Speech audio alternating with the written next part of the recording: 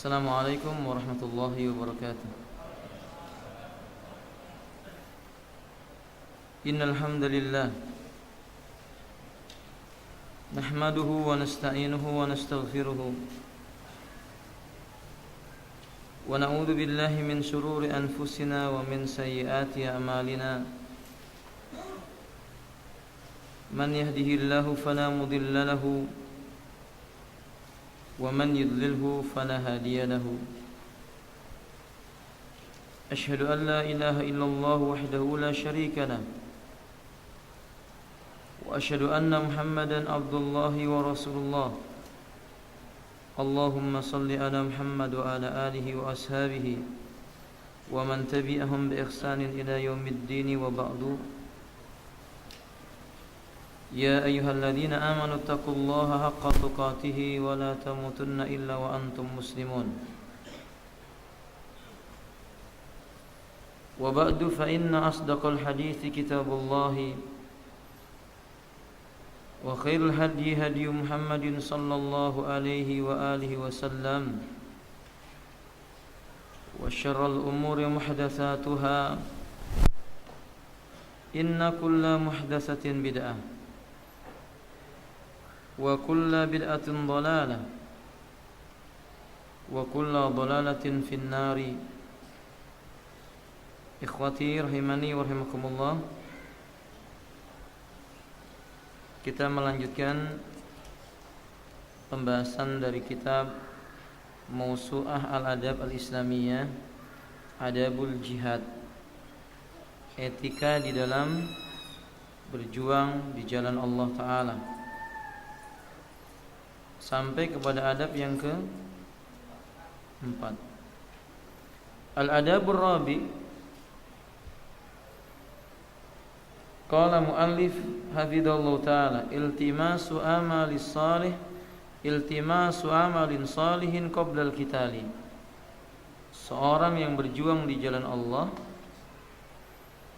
mesti menghiasi dirinya dengan amal soleh sebelum ia berangkat ke medan perang. Dzalika taqarruban ila Allah Ta'ala bihi. Ini sebagai bentuk cara mendekatkan diri sedekat-dekatnya kepada Allah dengan amal solehnya. Waltimasan linasri, ia lakukan untuk mendapatkan pertolongan Allah. Wa qad jaa'a rajulun muqanna'un bil hadid ila an-nabi sallallahu alaihi wasallam faqala, ya Rasulullah, uqatilu aw aslam. Faqala lahu sallallahu alaihi wasallam, uqatilu aw usallimu. Qala sallallahu alaihi wasallam, aslim summa qatil. Ada seorang lelaki, dia datang kepada Nabi SAW. Orang ini telah mempersiapkan senjatanya. Lalu dia bertanya, wahai Rasulullah SAW, haruskah aku perang dulu atau Islam dulu? Beliau mengatakan, Islamlah dulu, kemudian baru berperang. Ini menunjukkan berislam adalah amal soleh. Bertauhid menjadi sebab kebaikan dalam peperangan.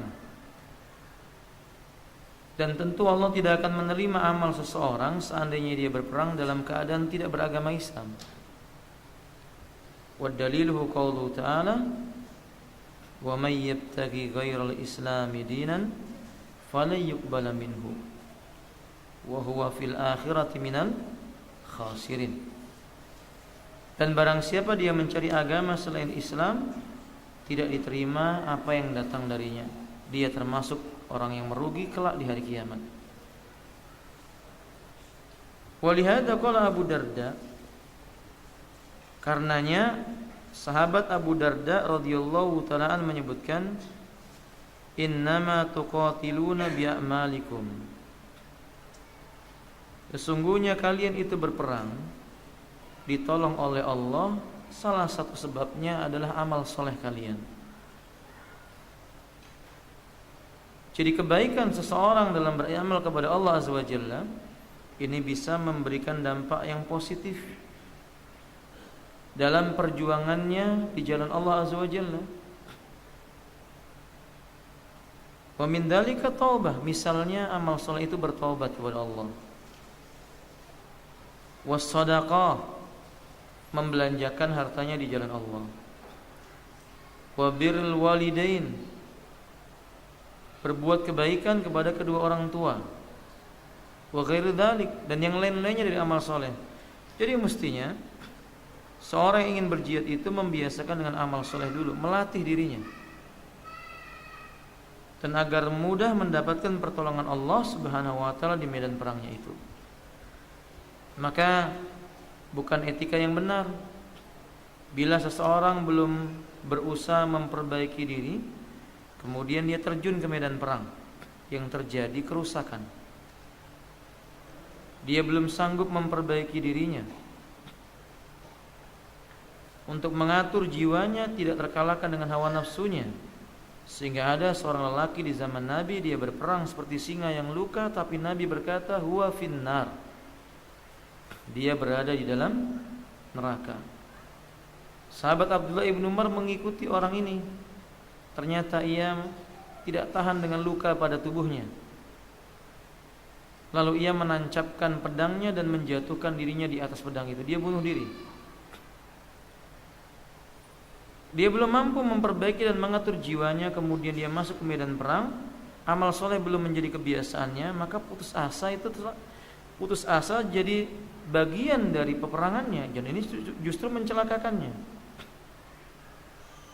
Nah, al-adabul khamis, etika yang ke-5. Baca Abu Dafa.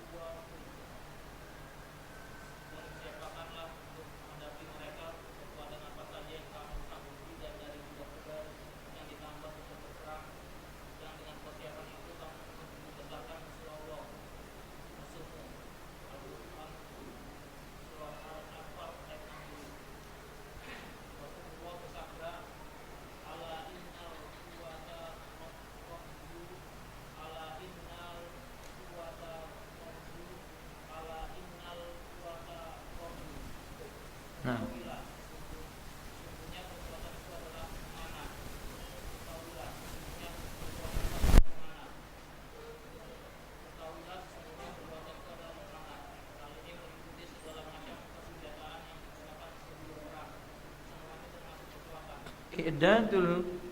iddatul lazimah lil kital, mempersiapkan segala kesanggupan untuk bekal di medan perang. Karena Allah Subhanahu wa taala mensyariatkan dalam surah Al-Anfal ayat 60, wa'iddu lahum, dan persiapkanlah diri kalian untuk mereka, mastata'tum, apa yang kalian sanggup untuk persiapkan, min quwwah, dari sebuah kekuatan, wa min ribatil khail, dan dari kuda-kuda perang yang ditambatkan, turhibuna bihi aduwallahi wa aduwakum, dengan persiapanmu itu menggetarkan musuh-musuh Allah dan juga musuh-musuh kalian. Maka perang butuh persiapan. Qultu, saya katakan, persiapan yang paling penting adalah persiapan ilmu. Karena dalam Islam segala amal ibadah landasannya adalah ilmu. Bahkan Imam Al-Bukhari mengawali bukunya atau kitabnya dengan kitab Al-ilmu qabla al-qawli wal amal, bab tentang berilmu itu sebelum berbuat, sebelum berkata, dan sebelum beramal. Kita mesti mempersiapkan keilmuan tentang bagaimana berperang, etika dalam berperang, bagaimana menghadapi lawan, apa yang harus dilakukan terhadap tawanan perang, bagaimana bersikap kepada pemimpin pasukan, hukum orang yang lari dari medan perang, dia harus persiapkan. Bukan sekedar semangat berangkat ke medan perang. Sekedar semangat dan niat yang baik tanpa ilmu itu akan merusak. Kam muridul khair lam yusibah. Berapa banyak orang yang ingin kebaikan tapi enggak mencapai apa yang ia inginkan. Karena ilmunya tidak ada. Sebagai contoh, di medan perang, mungkin seseorang menghentikan sebuah rombongan. Secara zahir tampak muslim. Ditanya, "Anta muslim?" Dia menjawab muslim. Maka yang berperang atau mujahid ini berkata, "Ucapkan syahadat." Maka orang itu mengucapkan asyhadu an la ilaha illallah wa asyhadu anna muhammadar rasulullah. Kemudian ditanya, "Engkau salat?" Dia menjawab, "Saya salat." Kemudian dia ditanya, "Berapa rakaat jumlah salat maghrib?" Maka orang itu menjawab 4 rakaat. Benar atau salah? Benar atau salah? Salah. Kemudian mujahid ini mengatakan, "Kamu bukan muslim karena kamu tidak pernah salat." Wadah? Ditanya salat maghrib, engkau jawab 4 rakaat. Kemudian dijajarkan. Lalu dia tembak, mati semuanya seketika itu juga. Ini butuh ilmu. Apakah ini benar secara syariat? Apakah itu dilarang secara syariat? Bagaimana menghukumi orang yang dohirnya tampak Islam? Tidakkah kita melihat Usamah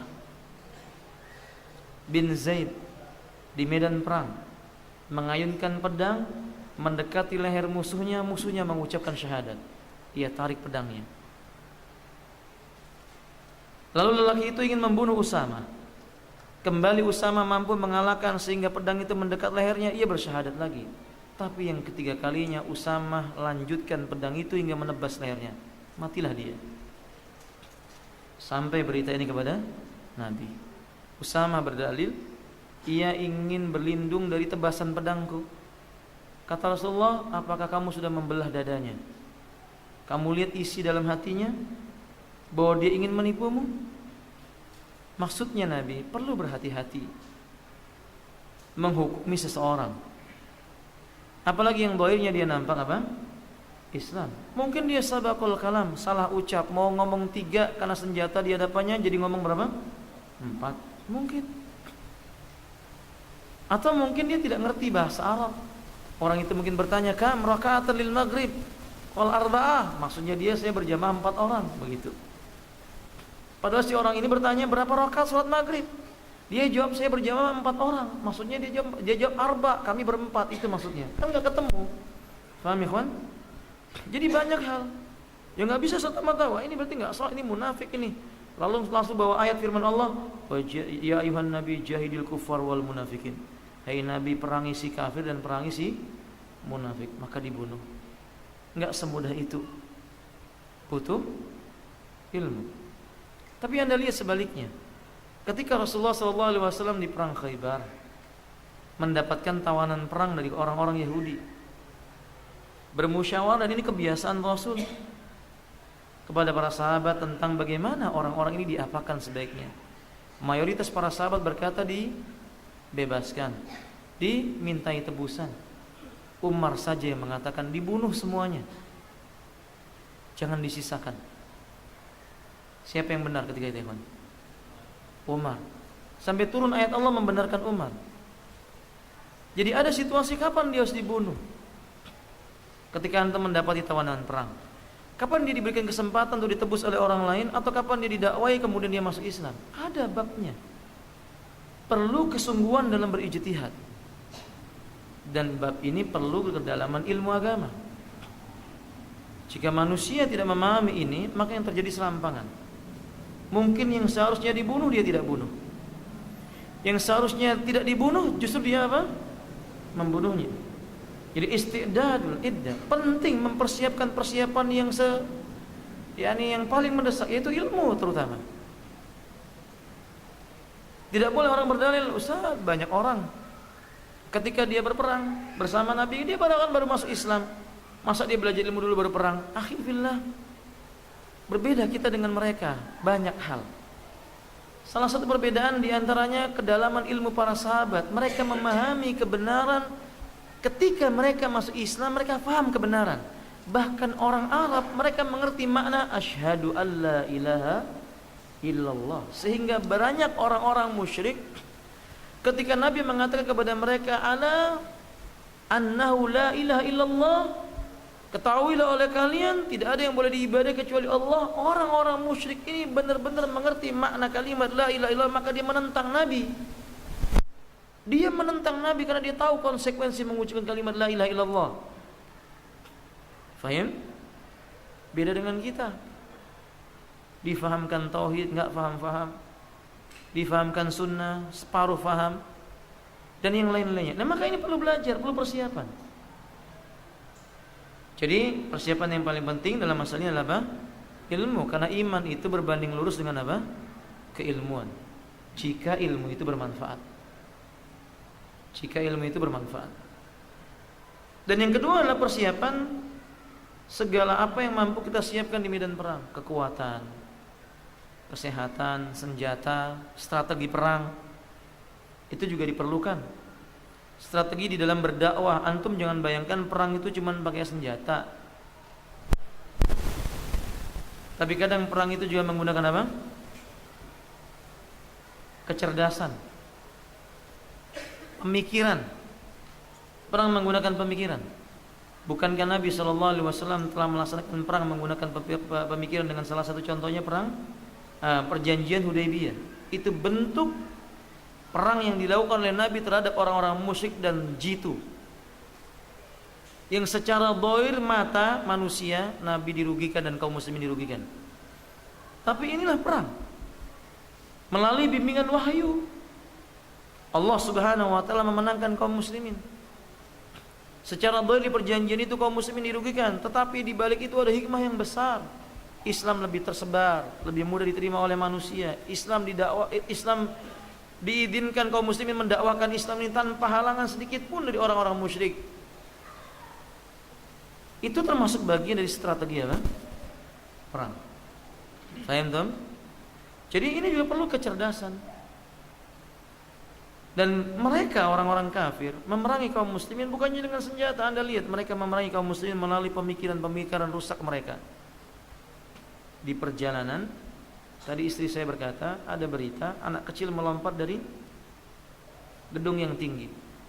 Habis nonton entah apalah, pokoknya apa Spiderman, apa Superman atau Batman atau apalah itu.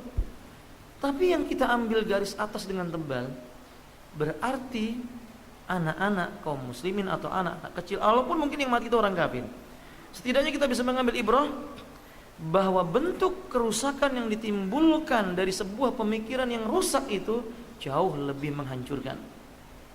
Muat ya? Anak disuguhi tontonan apa tadi? Superman ya kan ya? Dia membayangkan dirinya bisa terbang, lompatlah dari gedung tinggi itu. Itu kan peperangan yang diberikan oleh mereka kepada kita tanpa kita sadari. Tapi sayang kaum muslimin malah nggak begitu. Anaknya malah diberikan baju capnya Superman, labelnya Spiderman. Apa ini? Dia sudah kalah perang duluan. Paham tuh? Faham ini khonbillah? Faham nggak tuh? Begitu. Itu ikhwan. Nah, ikhwati rahimanillah. Jadi kita perlu persiapan ini. Ya, persiapkan juga seperti Nabi mengatakan, ala innal quwwata ar-ramyu. Ketahuilah sesungguhnya di antara bentuk kekuatan perang itu ada pada anak panah yang dilemparkan. Sniper. Wadah. Antum belajar sniper itu berarti sunnah. Ada di antara antum yang sudah belajar memanah? Ana belum, jujur. Antum ada? Nah, berarti kita harus mulai belajar. Dan ini kan olahraga yang nggak dilarang di negeri kita. Sahih? Kita kenapa tidak manfaatkan? Coba kalau antum main bola, ada sunnahnya main bola?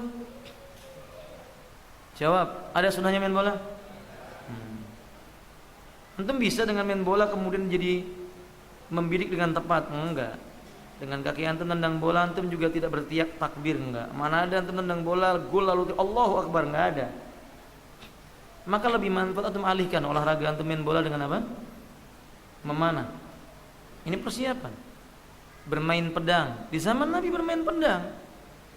Banyak kaum muslimin bermain, bahkan Aisyah dipertontonkan dengan orang yang bermain tombak. Jadi bermain senjata itu bagi kaum muslimin sudah menjadi hal yang biasa. Jadi seorang muslim harus terbiasa dengan senjata-senjata, pedang, tombak. Wadih alhamdulillah. Fahim tuh? Mengapa demikian? Di antara hikmah kata Imam Ibn Abdul Bar, pedang di tangan kaum muslimin itu menjadi lembut. Beda dengan pedang di tangan orang kafir. Dia akan sadis. Fahim? Contohnya tadi Usama bin Zaid. Pedang yang tajam milik Usama melembut ketika orang mengucapkan apa? La ilaha illallah, diangkat pedangnya. Lihat. Panah yang tajam milik Sa'ad bin Mu'ad atau sahabat Jabir dan yang lainnya, panah yang tajam itu menjadi melembut di tangan-tangan kaum muslimin. Jadi kalau seandainya pedang itu, senjata itu di tangan kaum muslimin, pasti mendatangkan keamanan, tidak mendatangkan kerusakan. Yang saya maksud di sini kaum mukminin yang ngerti agama dengan baik, bukan mukmin yang fasik atau yang jahil, tidak. Anda perhatikan sejarah. Islam mengatur bagaimana membawa pedang. Coba lihat, di antara aturan dalam Islam, ke pasar tidak boleh membawa pedang, marah tidak boleh mengacungi teman dengan apa? Pedang, nggak boleh. Antum nggak boleh kalau marah sambil pegang parang, dilarang dalam Islam. Kecuali marah berhadapan dengan siapa? Musuh di medan perang. Justru antum harus bawa pedang. Kalau antum ambil marah nggak bawa pedang, nah itu antum keliru.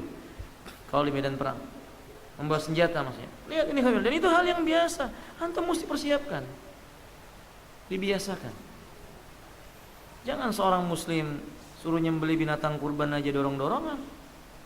Antum saja yang nyembelih, antum aja lah, antum lebih afdal. Bilang aja nggak berani gitu kan ya. Nah begitu.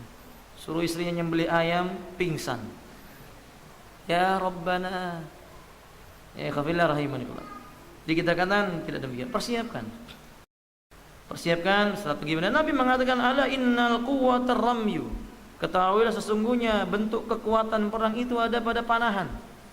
Ala innal quwwatar ramyu, ala innal quwwatar, 3 kali Nabi mengulang ini. Seolah-olah ini mengingatkan kepada kita penting mempersiapkan diri, familiar dengan senjata perang untuk membela agama Allah Azza wa Jalla. Cuman ya antum ikuti aturan. Kalau enggak, nanti antum dituduh teroris, dituduh pemberontak dan sebagainya. Dan ini lagi tren seperti itu. Ya antum belajar yang yang wajar, belajar memanah di tempat memanah. Oke? Ya kan, kalau antum belajar strategi perang bersama dengan orang-orang yang paham tentang ini, yang memiliki izin yang resmi, ya jangan antum membuat sesuatu yang membuat antum susah sendiri. Ini termasuk bagian dari strategi di dalam mempelajari peperangan. Ini penting juga. Nah, wa huwa tasmulu kull anwa istilah. Kata beliau, ini bukan hanya panahan. Persiapan perang ini pandai menggunakan senjata, segala macam jenis senjata. Anda tahu wanita yang digelari oleh para sahabat dengan singa padang pasir siapa?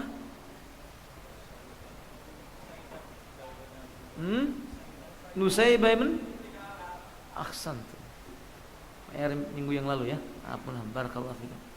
Ini wanita berperang pakai apa ya Fadila? Pisau. Dia menggunakan 2 buah pisau yang biasa digunakan untuk menyembelih onta. Ini Nusaybah biasa apa? Nyembelih onta. Nusaybah nyembelih onta. Antum baru nyembelih apa? Kambing kan ikhwannya? Itu aja berempat megang satu kambing. Nusaybah dengan 2 pisaunya, dia mampu menggunakan dengan baik, dan dia mampu menebas betis-betis orang-orang musyrik, bahkan menggoroknya. Apa antum tidak bangga kalau seandainya seseorang punya kemampuan seperti ini? Maksudnya dia jiwanya tegar, hatinya kuat, dia mencari surganya Allah Azza wa Jalla. Naam kadzalik. Jadi semua jenis senjata alladzi yasta'milu fil qital, yang bisa digunakan di peperangan apa saja. Ya antum jangan bambu runcing saja. Dari dulu yang dipikirkan bambu Ya sekarang ya alhamdulillah, kenapa tidak dengan yang lainnya kita gunakan yang masya Allah, Allah memberikan kepada kita kelebihan yang mungkin mereka tidak memiliki di zaman dahulu, sekarang kita punya, kenapa tidak? Belajarlah memanah, belajarlah bermain pedang, belajarlah bermain tombak dan semisal daripada itu. Allahu ta'ala a'lamu bis-shawab. Al-adabus sadis, etika yang ke-6. Iqra ya akhi. Antum ya akhi.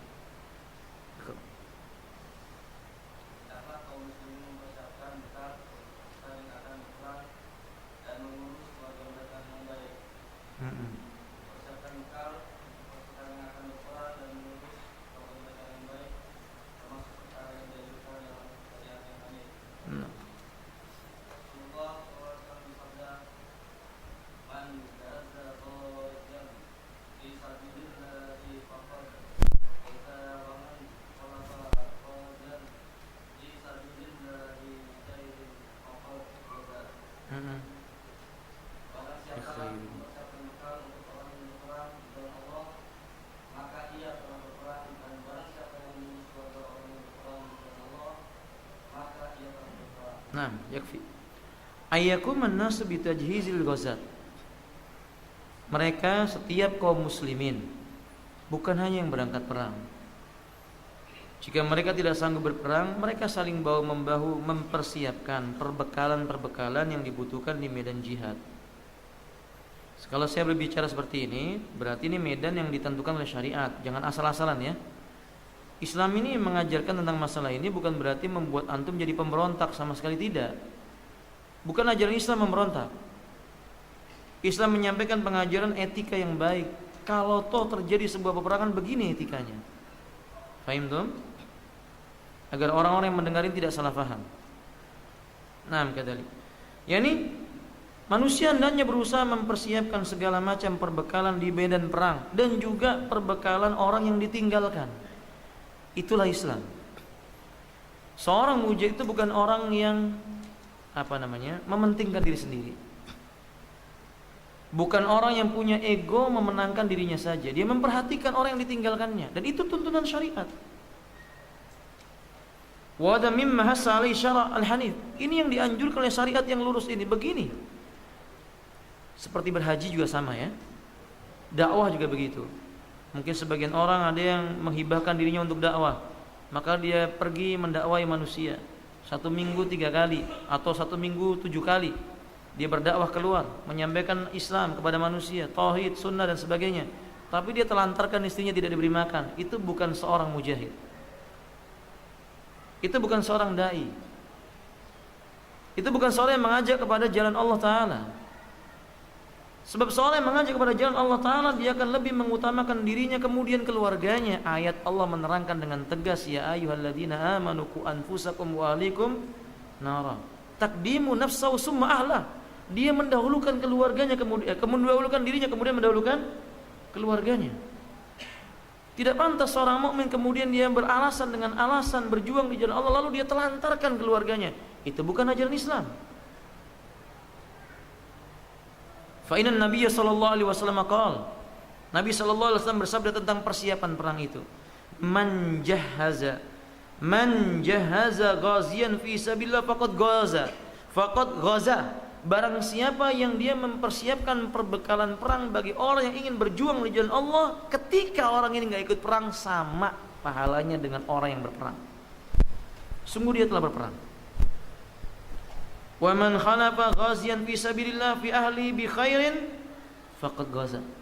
Dan barang siapa yang dia mengurus keluarga mujahid, keluarga orang yang berjuang di jalan Allah, membantu keluarga yang ditinggalkan oleh orang yang berjuang di jalan Allah dengan pemeliharaan yang baik, pengurusan yang baik, orang itu sama dengan orang yang berangkat perang itu.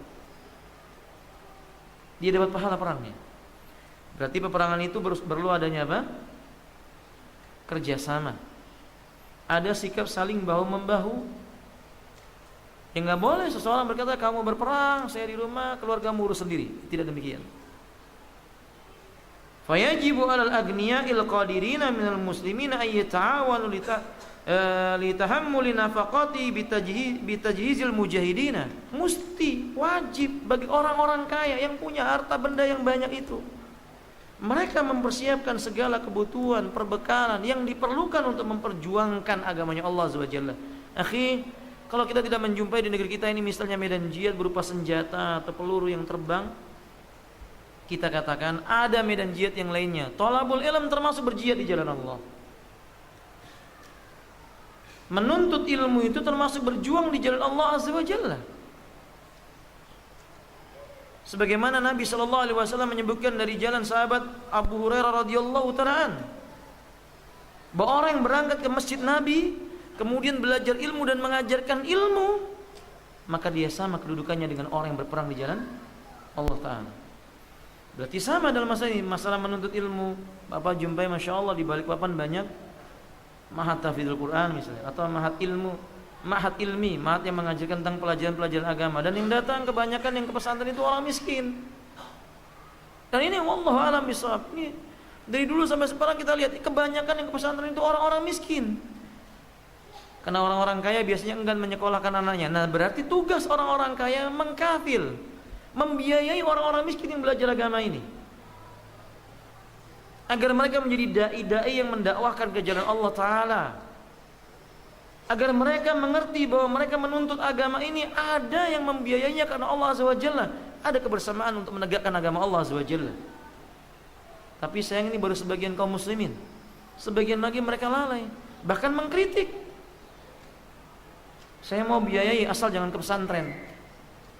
Kalau ke pesantren saya nggak mau biayai, mau jadi apa kamu di pesantren? Kata mereka begitu. Masya Allah, ada orang miskin, cerdas, akalnya pintar, ke pesantren. Sayang, kamu ini cerdas, kamu ini pintar, kok ke pesantren sih? Jadi maunya mereka yang ke pesantren itu orang yang bahlul, orang-orang yang apa? Bodoh-bodoh. Ini berarti tidak punya hirs untuk memperjuangkan Islam. Mestinya nggak begitu. Orang-orang yang ke pesantren itu mestinya orang-orang yang ketika mereka mendengar gurunya berkata, walaupun dia tidak mencatat, maka dia menyimpan di dadanya. Seperti Imam Bukhari, Imam Muslim, Imam Ad-Darimi, Tirmidzi, Nasai, dan yang lain-lainnya. Dan ini tidak mungkin tanpa bantuan orang-orang kaya dengan izin Allah tentu saja. Maka mestinya para orang kaya, kata beliau di sini, wajib bagi orang kaya yang punya kemampuan dari kalangan kaum muslimin, mereka menolong, mempersiapkan keperluan-keperluan, menafkahi orang yang berjuang di jalan Allah, baik berjuang dengan senjatanya, baik berjuang dengan lisannya, baik berjuang dengan tulisannya, dengan tenaganya untuk mendakwahkan agama Allah. Karena memang kita diciptakan oleh Allah untuk itu. Dan bukankah jalan Nabi itu hanya satu? Dakwah ke jalan Allah. Kul hadihi sabili, kata Allah. Katakanlah hai Muhammad, inilah jalanku, satu-satunya jalanku. Ad'u ilallah. Aku mengajak kepada Allah. Aku menyeru ke jalan Allah. Ala basiratin, di atas cahaya ilmu. Nah, maka bapak-bapak yang tidak sempat hadir di majelis ilmu dalam keadaan tamakun terus menerus, bila ingin mendapatkan pahala orang yang berilmu, biayai mereka, santuni mereka, biarkan mereka belajar sampai mereka menjadi seorang yang alim dan bisa menyampaikan kebenaran dan terus berkembang dakwah ini. Dan perlu diketahui kendala kaum muslimin pada hari ini, para talibul ilmi terhenti belajar ilmunya karena sebab tidak memiliki apa? Biaya mereka. Orang-orang kayanya sibuk membiayai mereka-mereka yang belajar dunia untuk sebuah penelitian masalah jenis varietas padi unggul atau namanya kedelai unggul, masya Allah, ribuan miliar untuk meneliti hadis ini sahih atau dhaif, yang mau mengeluarkan mikir-mikir. Oleh maka jihad, pengorbanan diperlukan.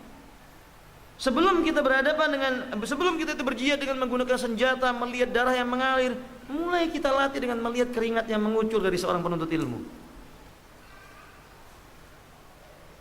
Erangan rasa lelah dalam tidur seorang penuntut ilmu, itu antum perhatikan untuk mendidik jiwa kita. Suatu saat datang masa yang lebih besar, jihad menggunakan senjata, itu sudah terbiasa. Kalau tidak, bagaimana mungkin kaum muslimin akan belajar berjuang di jalan Allah Azza wa Jalla? Maka saya menghimbau kepada diri saya dan kepada kaum muslimin, terutama kepada orang-orang kaya, akhi fillah, Di awal pembahasan telah kita sebutkan bahwa jihad perdagangan yang tidak pernah merugi. Berjuang di jalan Allah, perdagangan yang mendatangkan keberuntungan dan keselamatan di yaumil qiyamah. Perdagangan yang tidak akan disia-siakan oleh Allah pelaku perdagangan itu. Maka ikhwati rahimanikullah, berjuang di jalan Allah azza wa jalla. Siapkan diri Anda dengan persiapan yang Anda miliki semuanya. Nah, kemudian beliau mengatakan wa kadza riayat ailatil mujahidin asna'a khurujihim lil ghazwi. Demikian pula engkau membiayai keluarga yang menjadi tanggungan para mujahidin. Ya, kalau Bapak menjumpai ada seorang yang cerdas mau belajar agama misalnya ke luar negeri, maksudnya datang kepada para ulama ingin menimba ilmu 2 tahun tapi tidak punya biaya, kafil dia, keluarganya biayai. Insya Allah tidak akan merugi perdagangan seperti ini. Kalau ada sebuah medan perang, kaum muslimin berangkat ke sebuah medan perang, keluarganya ditinggalkan, tidak memiliki pembiayaan untuk hidupnya, bahkan mungkin suaminya sudah meninggal dunia, dia menjadi jandanya mujahid, biayai dia, pelihara dengan baik, dan insya Allah akan menjadi seorang yang mendapatkan pahala yang sama. Sebagaimana hadis yang kita sebutkan dalam riwayat Al-Imam Al-Bukhari dan Muslim tadi dari jalan sahabat Zaid bin Khalid radhiyallahu ta'ala. Wallahu a'lam bishawab. Al-adabus sabi. Sudah masuk waktu?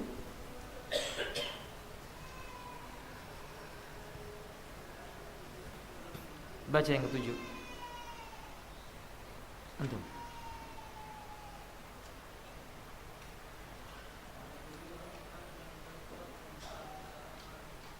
Irfa' sut. Keraskan suaranya.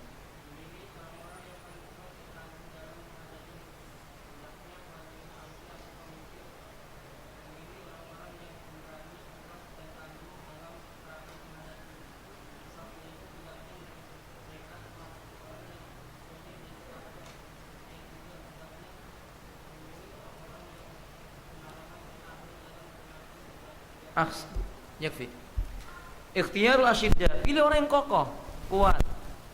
Jadi perang itu butuh orang yang kuat. Nah, ini nasihat. Kami dulu ketika belajar, seorang yang belajar itu mesti jadi salah satu dari 2 perkara ini, nggak boleh yang lainnya. Orang yang belajar agama itu mesti jadi dari salah satu dari 2 perkara, nggak boleh yang lainnya. Faham? Antum yang duduk dalam majelis ilmu, imma antum menjadi orang yang alim, faham tentang agama, maka kalau enggak antum jadi orang yang mengawal orang alim itu. Faham maksudnya? Alhamdulillah. Jadi kalau antum enggak dua-duanya, ini yang repot nih. Badan juga enggak kuat, pinter juga enggak. Ini. Jadi antum kalau belajar agama itu, kalau enggak ilmunya antum gemuk di dalam hati antum, berarti badan antum yang kuat. Sehingga dulu kami terbiasa kalau belajar itu, kalau enggak bisa ditanya, disuruh apa? Nah, suruh push up 100 kali, suruh sekojam 100 kali. Jadi kata guru kami, kalau kamu nggak hafal tetap ada manfaatnya, nanti kamu jadi pengawal saya. Faham maksudnya? Alhamdulillah. Nah, ini juga yang saya inginkan kepada antum. Jadi kalau antum belajar, ya mestinya pilih salah satunya. Antum mau yang mana ini? Kalau sanggup kedua-duanya, ya. Antum cerdas dan antum apa? Kuat. Sudah masuk waktu, alhamdulillah. Rinciannya kita akan bahas pertemuan yang akan datang. Antum baca lagi. Sebelum saya jelaskan, antum baca buku ini sampai selesai. Nanti penjabarannya saya ambilkan dari buku-buku yang lainnya, insyaallah. Akhiru da'wana alhamdulillahirabbil alamin. Subhanakallahumma wa bihamdika asyhadu an la ilaha illa anta astaghfiruka wa atubu ilaik. Assalamualaikum warahmatullahi wabarakatuh.